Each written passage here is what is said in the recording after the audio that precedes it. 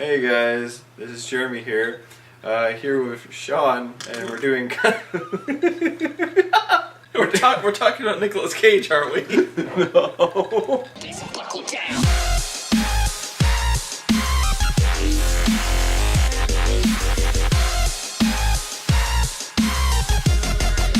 Anyway, so we saw two movies today at the film festival, the Great Digital Film Festival. The first one being The Rocketeer, which we had never seen before, but I had been recommended to see it by Victor Lucas, and I thought it was pretty good. Paul Sorvino plays the same character in every movie he's in. There was Nazis in it.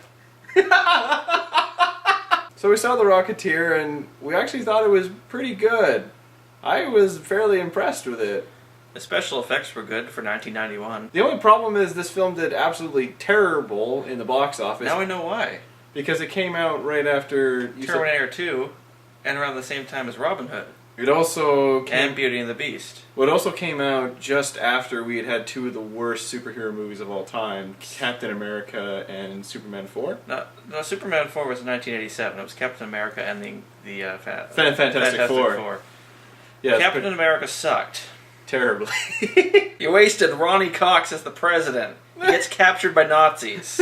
Speaking of Nazis, there's Nazis in this movie, which was actually kind of a subtle surprise. It was really good. Basically, the whole story is about Billy Campbell's character. I actually can't honestly remember his name. It was something very strange and superhero sounding. Anyways, he likes to fly a plane. Plane goes kaboom, finds Rocket Pack, decides instead of returning it to the government, it would be a good idea to steal the Rocket Pack and fly around like a mental patient. Basically. The Rocket Pack was designed by Howard Hughes, which actually I like the idea that they had Howard Hughes in this film. There's kind of a little bit of conspiracy of who wants the Rocket Pack. There's evil Timothy Dalton, the actor. You can tell he's evil by his porn star mustache. You can also tell his mind is broken for the fact that he's not going to play James Bond again. He's just realized Imagine he didn't do too bad. He just looked like a pedophile. Yeah, there's a lot more of his his fake German accent. Oh my god, that was awful. That I admit. What was so funny is how it just suddenly appeared.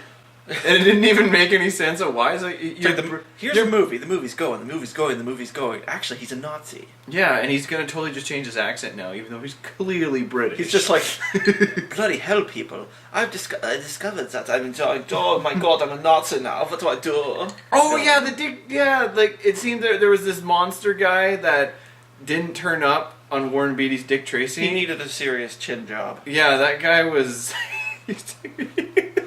But either way, I like the movie. I think all the characters are really good. I think the story flows really well. I like it that... The climax of the movie is fantastic. Oh, in the way yeah. That all of the parties that are going after this Rocket Pack in the movie, the Rocket Pack that the Rocketeer had stolen and not given back to the government, pretty much all three of the interested parties converge at once, and it ends up in a firefight against the Nazis, who are introduced practically at the end of the movie as being the primary antagonist. Yeah. Timothy Dalton was the antagonist, but it wasn't really properly explained until near the end.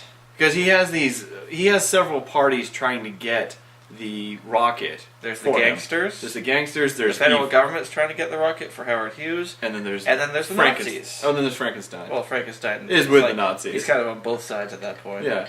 But the thing that's really fun... He liked to bend people in half. Oh yeah, that was really weird. For a Disney movie, that was pretty barbaric. They said bitch in that movie. Oh, and they had a Nazi cartoon. Technically, Disney did a Nazi cartoon.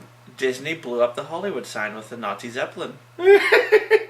But the one thing that we both liked at the very end of the movie is, despite the fact that the gangsters were working for Timothy Dalton, once they find out that he's a Nazi, they start shooting at the Nazis that are there. The FBI agents, there's one point there's an FBI agent and one of the gangsters are shooting at the Nazis, and they stop and look at each other, and they give each other a kind of like a smile, and then they go back, and that was one of the funniest moments in the movie, of how subtle that was. They're supposed to be like against each other, and they're just like, yeah, everyone hates Nazis, let's kill them.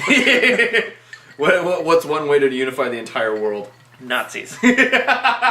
I had a bit of trouble at the beginning getting into the Billy Campbell character, mainly because I am a Star Trek fan and I had previously seen him in a 1989 episode of Star Trek The Next Generation, where he plays the title of the episode, The Outrageous Okana, and he is the victim of terrible writing and bad 1980s television. He does a good job at giving off the sense of being a regular guy. You know, they always try to do this in these superhero or these action movies. Oh, I'm just a regular the guy. origin stories? Yeah. In every freaking movie? Exactly. But you know what? His wasn't a very long story. Technically, we didn't really know much about his background.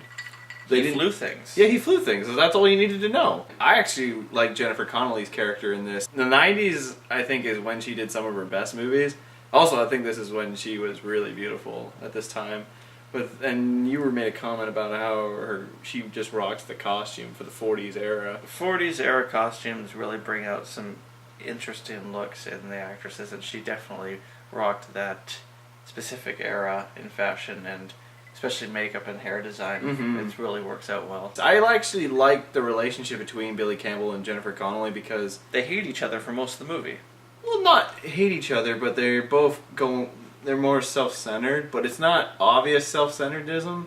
It's kind of subtle. It works for their characters. Basically, they both have things they care about in their own respective lives, and neither of them seem to make the compromise to take interest in the other side of their lives. Because both of them view each other's their careers technically as something that's not really important. It's not worth the effort. But eventually they come around to each other when they realize how important it is for each other to do what they personally love.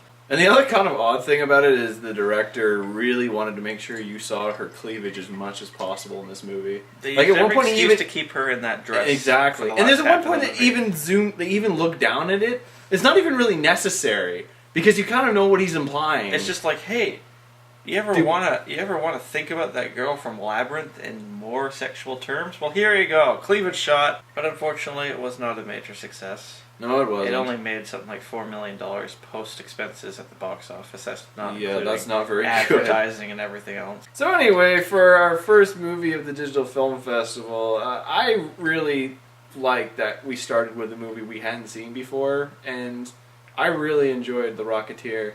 If I were to rate this out of my silly ratings, I would probably give it a 5 out of 7. 7? Yeah, that's how I've done it for years. Either way, if you guys have never seen this movie, I would definitely suggest you do. I think it's really good. I actually want to buy this movie on Blu-ray now, just because of how entertaining it was. I'm pretty sure Paul Sorvino ate Timothy Dalton. The next video we're going to do is about Blade Runner, once we've had a little bit more of our drink. Anyway, see you guys next time. Buckle down.